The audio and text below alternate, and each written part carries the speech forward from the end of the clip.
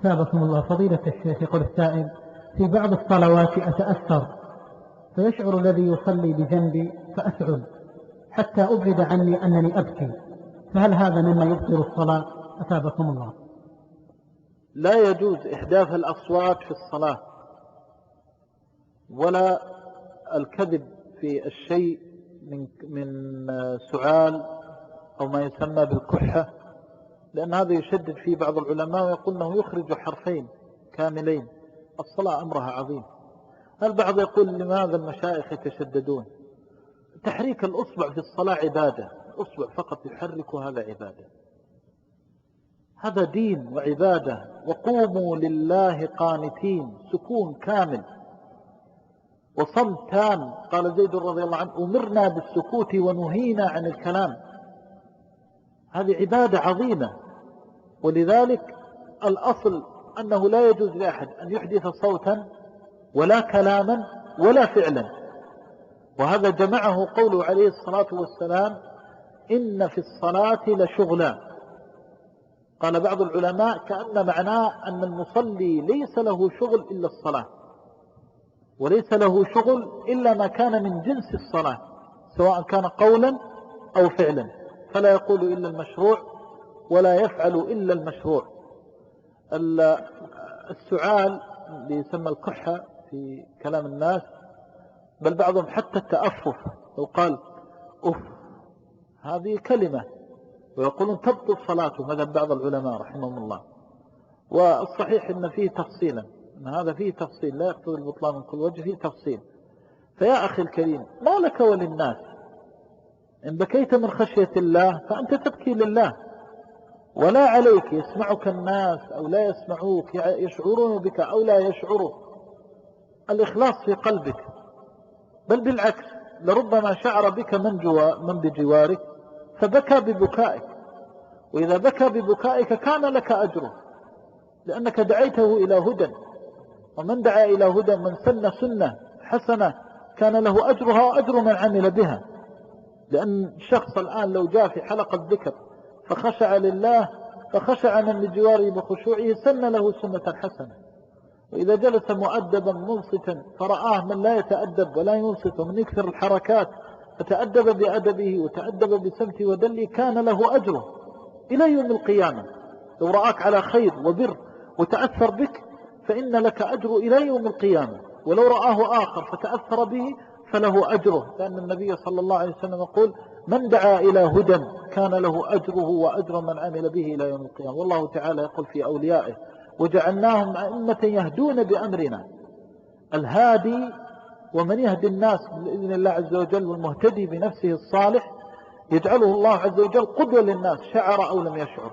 هذا معنى قول بعض العلماء: النظر إلى العالم بالسنة عبادة، لأنك ما تنظر إليه إلا وتجد سنة من سنن النبي صلى الله عليه وسلم في قوله وفعله وسمته ودله. فأخي في الله، لا يجوز للإنسان أن يعطل شرائع الدين بهذه الدعوة: أخاف الناس أخاف الناس. ما لك وللناس؟ فرغ قلبك من غير الله عز وجل. من الناس من أخلص، من خشع في صلاته فلم يلتفت لأحد بجواره، وهذا بخير المنازل عند الله، لأن الله شغله به عن غيره. ومن الناس من خشع فانقطع خشوعه، لأنه لما خشع وجاء يستمر الخشوع يأس الشيطان أن لا يخشعه، فلما يأس من عدم الخشوع جاء يحدث يقول له: ترى بجوارك ناس إذا رأوك ممكن أن يغتروا بك فيعتقدوا صلاحك وكذا وكذا، فيأتيه من جهة الطاعة، لأنه يأس من جهة الشر أن يشغله عن الخشوع وعن البكاء وعن التأثر بالآيات، فيأتي بهذه الوساوس. ما لك وللناس؟ وما لك ومن بجوارك، فإنه لا يغني لك من الله شيئا.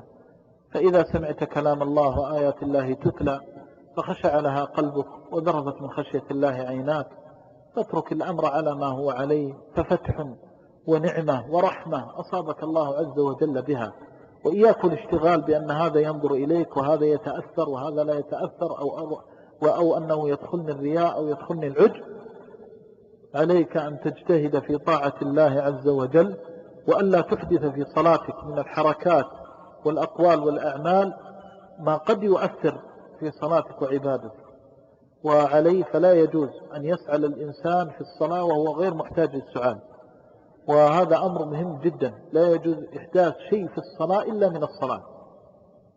ومن الأمور التي يحسن التنبيه عليها وكثرت في هذا الزمان أنه كثر عند الناس اليوم في الصلاة ترك الخشوع في القراءة السرية، فقل أن تصلي بجوار أحد إلا سمعت قراءته للفاتحة، وسمعت تحميده بعد الركوع ملء السماوات وملء الأرض يرفعها كأنه يجهر بها، وسمعت تسبيحه في سجوده، وسمعت دعاءه بين السجدتين، كأن الصلاة أصبحت جهرية وانتشرت. هذه من بدع الصلاة أن تكون الأذكار سرية فيجهر بها. نعم يشرع الجهر بالأذكار لمصلحة التعليم كما جهر النبي صلى الله عليه وسلم وسمعوا منه هذه الأذكار، لكن لما قال أبو هريرة رضي الله عنه بأبي وأمي يا رسول الله أرأيت إسكاتك بين التكبير والقراءة ما تقول؟ ماذا تقول؟ ما هو الدعاء الذي هو دعاء الاستفتاح؟ ما علمه إلا لما علمه النبي صلى الله عليه وسلم. اليوم تصلي بجوار واحد إذا بيقول سبحانك اللهم وبحمدك، وإذا بيقول اللهم باعد بيني وبين خطاياي، ربنا ولك الحمد ملء السماوات. هذه من البدع. كثير من الناس بعض الأحيان تسمع الشخص في الصف الثاني.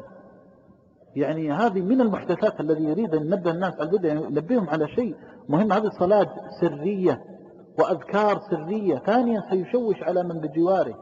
منهم من يصلي يجلس الرجل إذا يقرأ التحيات فلا تستطيع أن تعي التحيات لله والصلوات، وإذا يرفع بصوته وكأن هذه الأذكار جهرية.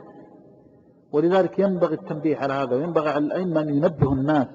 الصلاة سرية سرية، والجهرية جهرية، والأذكار المشروعة سرا سرا، والأذكار المشروعة جهرا. نسأل الله بعزة أن يرزقنا التمسك بالسنة، وأن يحيينا عليها وأن يميتنا عليها وأن يحشرنا في زمرة أهلها. وآخر دعوانا الحمد لله رب العالمين. صلى الله